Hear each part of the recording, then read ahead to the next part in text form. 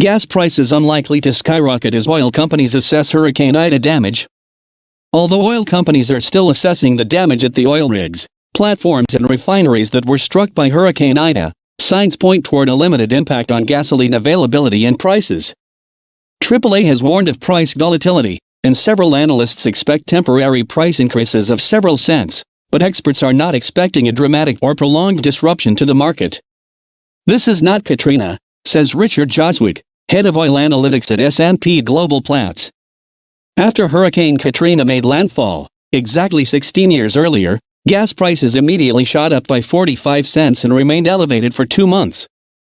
More than 1 million homes were left without power after Hurricane Ida made landfall Sunday night as a powerful Category 4 storm. The storm had strengthened rapidly, a phenomenon that is increasingly common for tropical storms as a result of global warming.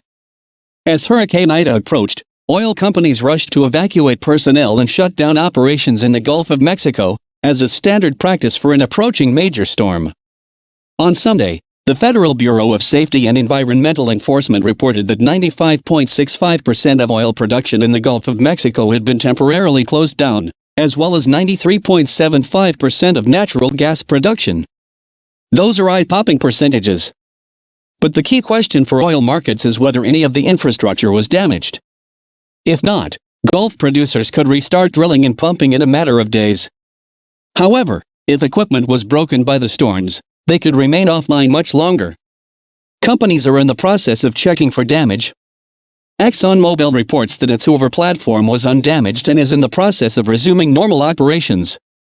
Shell has confirmed that 3 platforms that were in the storm's path are all intact and on location, although the company doesn't have an estimate for when production will resume. Other operators, including BP and Equinor, say it is too soon to provide an update. The energy data company Enverus says that in general, early reports do not suggest that there has been severe long-lasting damage to oil infrastructure. U.S. crude prices dipped slightly on Tuesday, indicating that markets are not worried about a lack of supply. In addition to the offshore platforms in the Gulf of Mexico, a number of refineries along Louisiana's Gulf Coast were affected by the storm. The Department of Energy reports that at least 9 refineries have partially or fully cut production, with about 13% of U.S. refining capacity affected. The storm's most devastating winds passed just east of major refineries, but flooding damage remains a concern. And direct storm damage is not the only risk. Refineries also require electricity, and Hurricane Ida knocked out power for a large swath of Louisiana and Mississippi, with more than 1 million customers in the dark. Damage assessments are still underway, and even if refineries make it through the storm unscathed, it's not clear how long it will take to restore power to all the facilities. Some analysts are forecasting that it may take weeks, which could be a significant disruption to regional gasoline production. The Environmental Protection Agency has issued a waiver for Louisiana and Mississippi, allowing winter gasoline to be sold in the area to address concerns about fuel supply. Normally, the EPA requires the use of less volatile, slightly more expensive fuel in the summer, because otherwise hot weather would create more dangerous fumes from gas. Despite the substantial disruption to oil production and refining, most analysts anticipate a relatively limited impact to the market as a whole. That's not the same as no impact. Gasoline prices have already risen by several cents a gallon, and storm-influenced price fluctuations could continue for a few weeks. And gas prices were high this summer to begin with. But it's a far cry from the intense, prolonged disruption that Hurricane Katrina memorably caused. There are a few reasons for that. U.S. oil markets have changed dramatically over the last 16 years. The U.S. is less reliant on crude production in the Gulf of Mexico than it used to be, thanks to the rise of shale oil produced in Texas and New Mexico.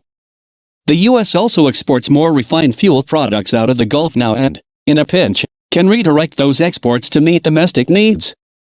Joswick, with S&P Global Platts, also says that the lengthy outages after Katrina had an impact on companies.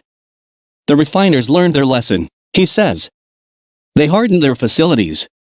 They raised critical equipment up off the ground so it wouldn't flood, for example.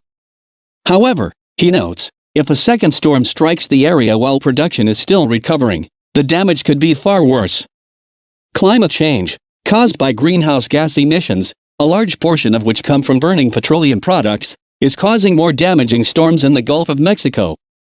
As the oil industry faces growing scrutiny for its contributions to climate change, producers are also having to grapple with the ongoing consequences